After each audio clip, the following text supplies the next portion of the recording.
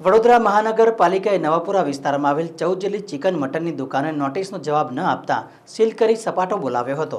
વડોદરા મહાનગરપાલિકા દ્વારા 2 વર્ષ અગાઉ નવાપુરા વિસ્તારમાં આવેલ મટન ચિકનની દુકાને નોટિસ આપવામાં આવી હતી।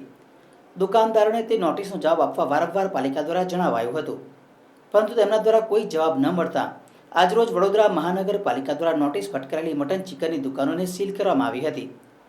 2 વર્ષ અગાઉ 14 જેટલી દુકાને નોટિસ આપવામાં આવી હતી અને આજે એ જ મટન ચિકનની દુકાનોને સીલ મારવામાં આવ્યા છે, જે 3 જેટલી દુકાનના ગેરકાયદેસરના ઓટલાઓ તોડી પાડવામાં આવ્યા છે।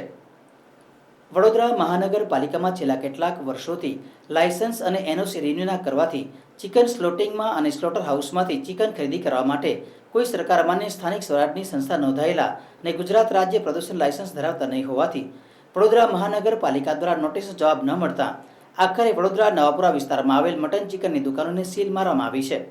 3 જેટલી દુકાનના ગેરકાયદેસર ઓટલા તોડી પાડવામાં આવ્યા છે।